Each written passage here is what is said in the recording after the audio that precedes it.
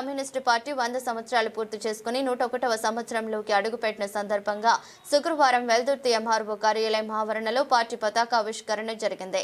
CPI పట్న సహాయ కార్యదర్శి చిన్నమాదులు అధ్యక్షత వహించగా సీనియర్ నాయకులు వెంకటేశ్వర్లు పతాకావిష్కరణ చేశారు. ఈ సందర్భంగా సిపిఐ మండల కార్యదర్శి టి కృష్ణ మాట్లాడుతూ పేదల సంక్షేమం, భూమి ముక్తి కోసం నిరంతరం పోరాడిన ఏకైక పార్టీ సిపిఐ అని, తెలంగాణ సాయుధ పోరాటంలో కమ్యూనిస్టుల త్యాగాలను ఈరోజు భారత కమ్యూనిస్టు పార్టీ సిపిఐ 100 సంవత్సరాల సందర్భంగా మన వెల్దుర్తి పట్టణంలోనే మళ్ళీ జెండా ఆవిష్కరణ చేయడం జరిగింది.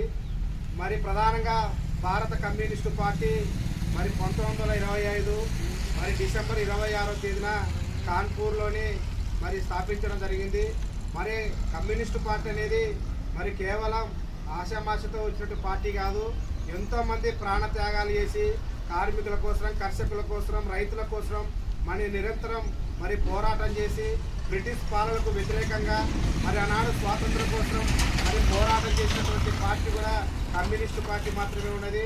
ఎందుకంటే ఈరోజు దేశంలో, రాష్ట్రంలో రైతులు ఎదుర్కొన్నటువంటి సమస్యలు, కార్మికుల సమస్యలు, మరి గ్రామీణ ప్రాంతంలో మరి పెత్తందారులకు వ్యతిరేకంగా మరి ఎక్కడైతే దున్నేవాంది భూమి ఇంటి కోసం, భూమి కోసం, ఇంటి కోసం మరి పోరాటం చేసినటువంటి పార్టీ కమ్యూనిస్టు పార్టీ.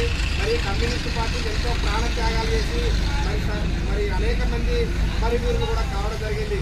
అందుకోసమే ఈరోజు మళ్ళీ 100 సంవత్సరాలు ఏ పార్టీకైనా ఏ పార్టీకి లేకపోయినా కానీ మన కమ్యూనిస్టు పార్టీ మాత్రం 100 సంవత్సరాలు ఉంది.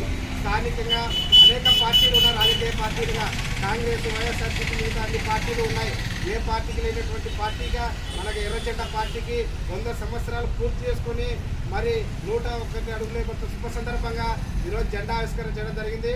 కావున మరి నిత్యం పేద ప్రజల కోసం గ్రామీణ ప్రాంతంలో 3 సెంట్లు, పట్టణ ప్రాంతంలో 3 సెంట్లు మళ్ళీ ఇవ్వాలని చెప్పేసి, అదేవిధంగా మళ్ళీ పింఛన్ కోసం అప్లై చేసినటువంటి డప్పు కళాకారులకు దాదాపు ఈ మండలంలోనే సర్వే చేసి 500 మంది డప్పు కళాకారులు మళ్ళీ 43 గ్రామాల్లో నివసిస్తున్నారు. అలాంటి వాళ్లకు డప్పు కళాకారులకు గుర్తింపు కార్డులు లేక మళ్ళీ అక్కడ నివసిస్తున్నటువంటి వాళ్ళకు కూడా మళ్ళీ గుర్తింపు కార్డులు ఇవ్వాలని చెప్పేసి, మళ్ళీ దాదాపు మహిళలు అనేక మంది గ్రామీణ ప్రాంతంలో అప్లై చేసుకొని ఇళ్ల స్థలాల కోసం మరి పోరాడుతుంటే మళ్ళీ ఈ రాష్ట్ర ప్రభుత్వం గ్రామీణ ప్రాంతంలో 3 సెంట్లు, పట్టణ ప్రాంతంలో 2 సెంట్లు ఇస్తామని చెప్పేసి మళ్ళీ హామీ ఇవ్వడం జరిగింది. మరి ఇంటి నిర్మాణానికి కూడా 5 లక్షల రూపాయలు ఇవ్వాలని చెప్పేసి మరి ఇంటి స్థలాల కోసం అప్లై చేసి మళ్ళీ ఇంతవరకు కూడా ప్రభుత్వము నివాస స్థలం ఇస్తామని చెప్పేసి హామీ ఇవ్వడం జరిగింది. ఈ స్థలాన్ని కూడా అప్లై చేసిన వెంటనే మీరు ఎప్పుడు ఇస్తారా లేదా అనేది మాకు స్పష్టంగా చెప్పాలని చెప్పేసి ఈ మీడియా ముఖం ద్వారా మీ అందరికీ తెలియజేస్తున్నాం. తక్షణమే అధికారులు ఇప్పుడు ఈ ప్రోగ్రాం వెంటనే ఎంఆర్ఓ ఆఫీస్ దగ్గర కూడా మరి ధర్నా చేస్తున్నాం.